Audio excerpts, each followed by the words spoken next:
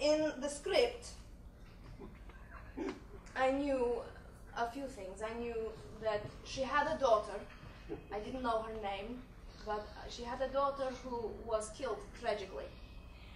And I didn't know much about that, and there was no mention of a husband. So I had saved this paper from the bags you get mushrooms in at the shop. And I reused them, and then I saved them, and one day I started writing for Irena, as Irena, and this is what came out.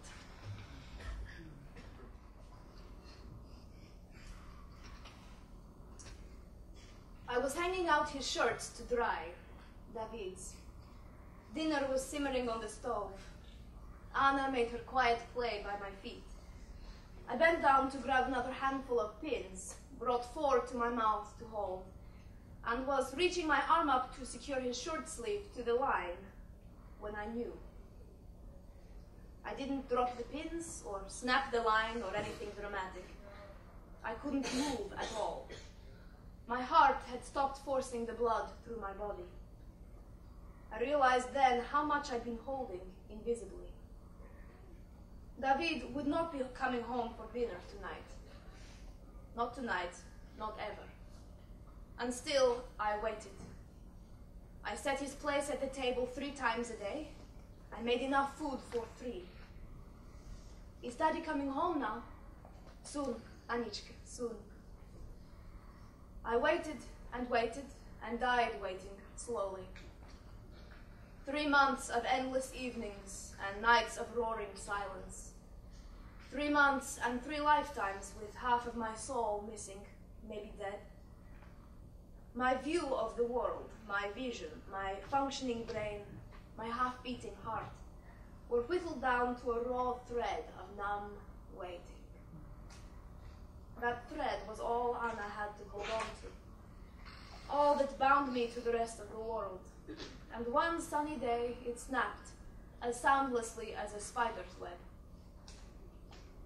I put down my cold coffee cup, took Anna by the hand, and walked to the delicatessen where David used to get our ration of meat and his next assignment.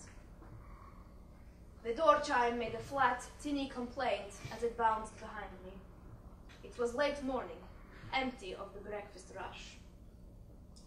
I walked straight up to Hanush at the counter and said, "I've come for David." Of course, I had startled him. "He isn't here, Irena." "I know. I've come to finish what he started. Whatever assignment he started, I've come to finish it." Hanush looked at my little Anna, so small, so fragile, like a little bee. "Irena, I must do this. I must do this." He could see that there was no part of me that functioned in a way that reason could hope to change. "All right, give me a minute."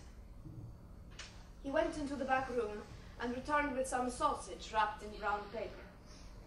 I knew the assignment would be scribbled inside. As he handed it to me, he seized my hands and said, "Irena, this can only fail. You have Anna now. Just go home, Irena, please." He held me there, my hands, my eyes. I inhaled and realized I'd been holding my breath. I can't. He let me go, knowing I would die, and Anna. It was only the first time I would commit suicide. Each time I killed only what I loved most, while my anger, my grief, my guilt remained. That day, I murdered my freedom. For some reason, the SS officer who caught us refused to kill me, though I begged him to. Anna only stared, shattered, at the shell of her mother. She held my hand, and I was more of a stranger to her than the uniforms that held us hostage. Maybe if she'd made a fuss, screamed, cried, he would have put an end to us. He thought pity stayed his hand, but we were being saved for horrors unknown. They took us without force. It was only after we were bound and brought to the station that some uniform struck my jaw with the butt of his rifle. 4 teeth came away without protest, and I spit them out like orange pips. Maybe this was to soften me up, so that when they unbound my hands I wouldn't try anything. They needn't have bothered. My will had broken loose long before. I took Anna's hand and we boarded the train. 2 bodies in a herd of livestock. We were the last 2 on that transport, and they'd ushered us into the end car. It was only half full, but lacked the side windows the other cars had. There was but one window at the back, which was also the door. It meant that all I could see was where I had been. Night was growing in the shadowed corners, while the sun glowed gold and stretched through the bars that held the world out. We'd had nothing to eat or drink since breakfast.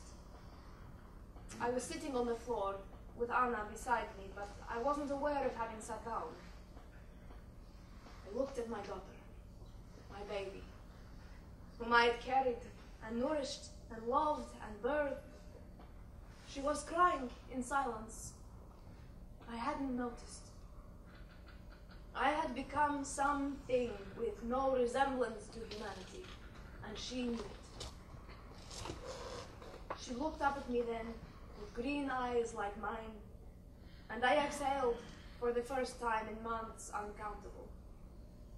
I folded her into me, and she was soft and warm and alive and new, and I had tried to crush her with the death of my own body. I had failed her. I had failed my child. My own weakness was more important to me than my death. Voda, Mama, voda, water. I nodded. I can do this for my child. I can at least try. I looked around the barren car and the ragged people who clung to their suitcases, wearing as many layers as they could carry to bring more clothing into the void. I could not ask them.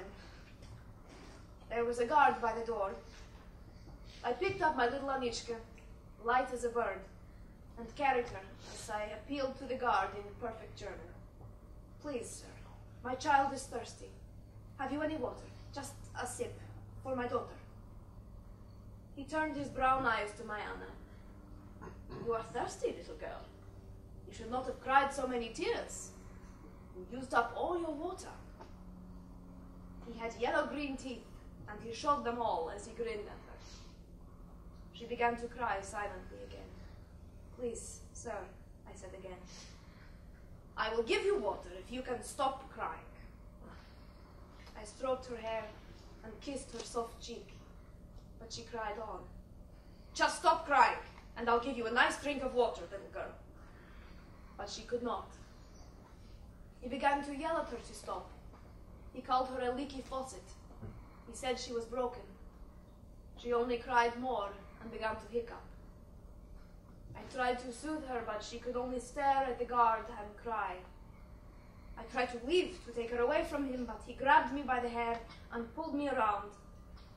I saw then that he had unlocked and opened the door. The sun-drenched tracks glowed golden as they raced away from us. Stop crying, he shrieked. She could not. He tore her away from my arms and threw my Anichka from the train. I heard the roaring howl of a broken wolf. It filled my ears as I leapt after her. He caught me by my dress and pulled me back into the car, and I went rabid. I fought and flailed and kicked and bit, and all I could hear was the roaring soul I came to recognize as my own voice.